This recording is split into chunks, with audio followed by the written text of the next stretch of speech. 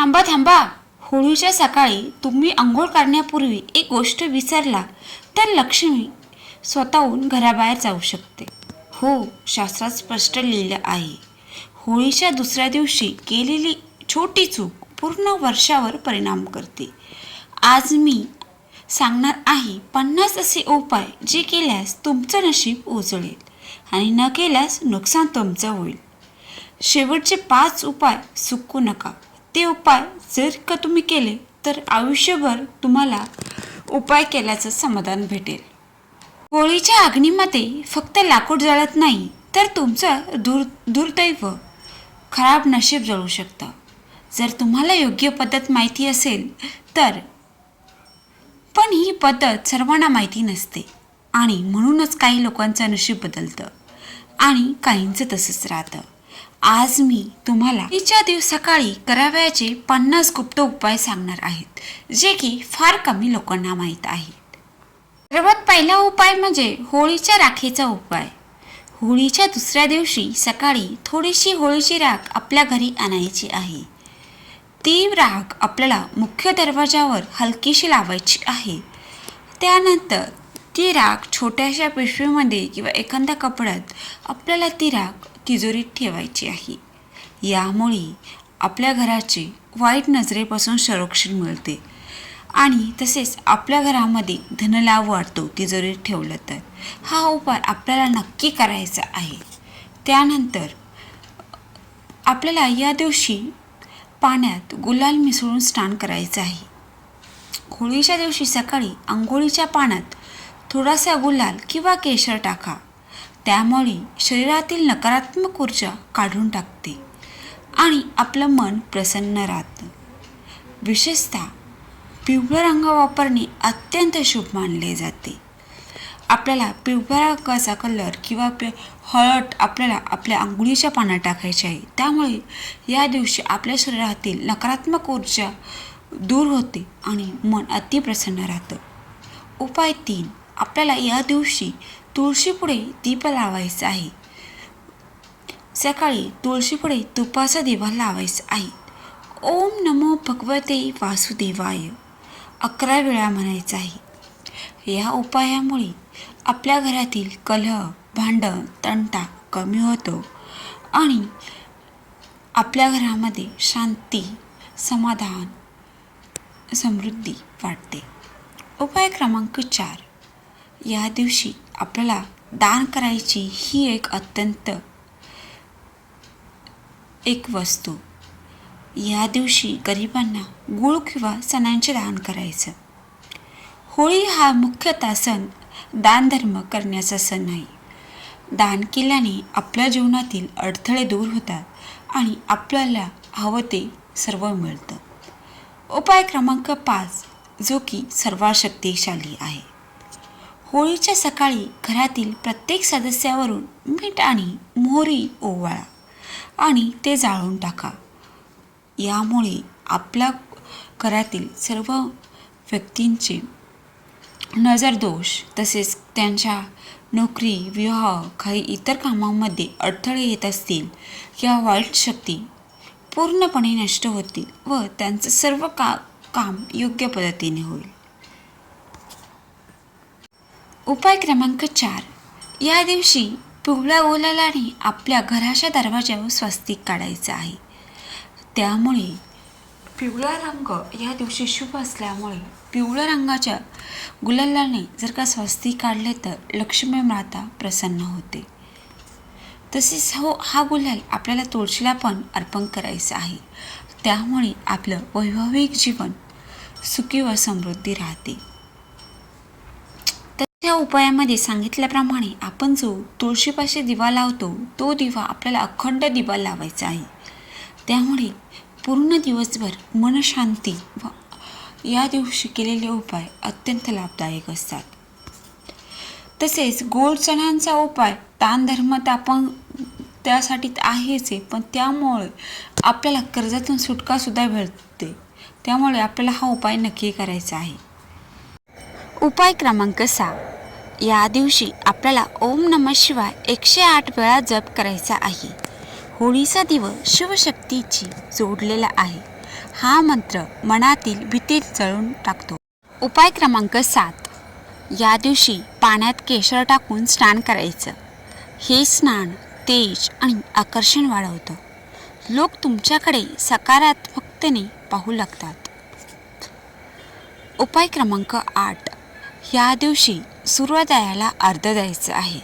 होळीच्या दिवशी सकाळी सूर्याला पाणी अर्पण केल्यास आपल्या जीवनात मान सन्मान वाढतो.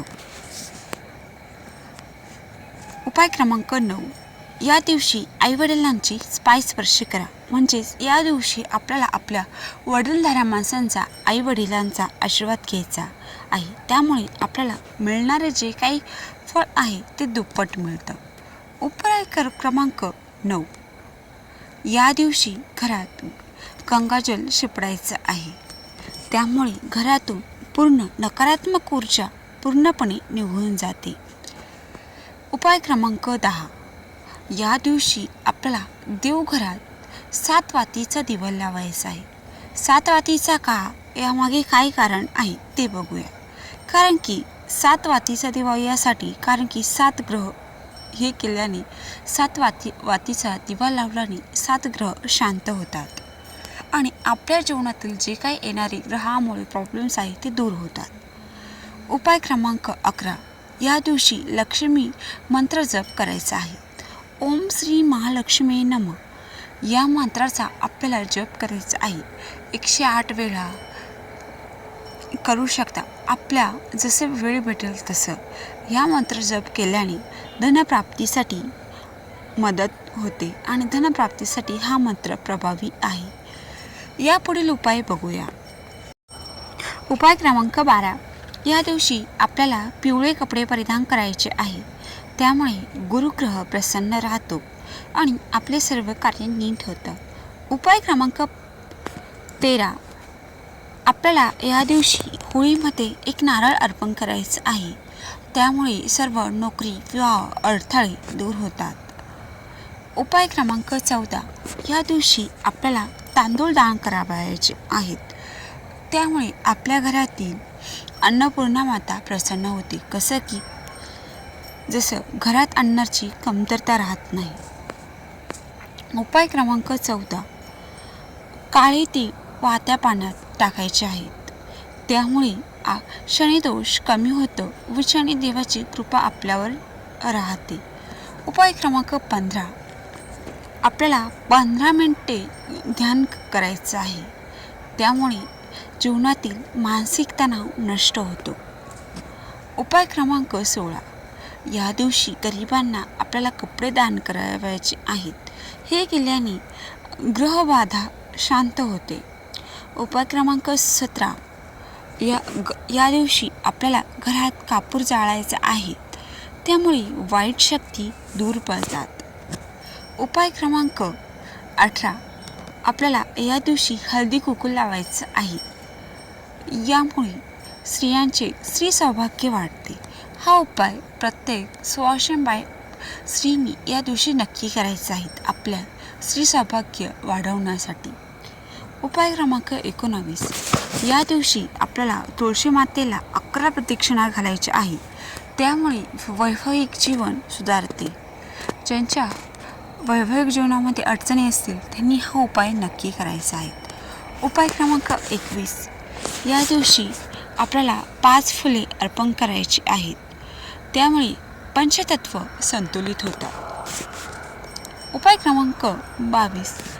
आपल्याला या दिवशी शंखनाद करायचा आहे. त्यामुळे सकारात्मक कंपन निर्माण होतात. उपाय क्रमांक 23. या दिवशी आपल्याला रांगोळी काढायची आहे. लक्ष्मीचे स्वागत होते रांगोळी काढल्याने. उपाय क्रमांक 24. पुढचे उपाय अतिशय गुप्त आहेत जे फार कमी लोकांना माहीत आहे. त्यामुळे व्हिडिओ शेवटपर्यंत बघा. या दिवशी उपाय क्रमांक 24. सोन्यावर हळद लावा. यामुळे संपत्ती स्थिर राहते. उपाय क्रमांक 25. या दिवशी आपल्याला दुधाचे स्नान करावयाचे आहे होळीच्या दिवशी. त्यामुळे चंद्रदोष शांत होतो. उपाय क्रमांक 26 या दिवशी पिंपळाच्या झाडाला आपल्याला पाणी घालायचे आहे.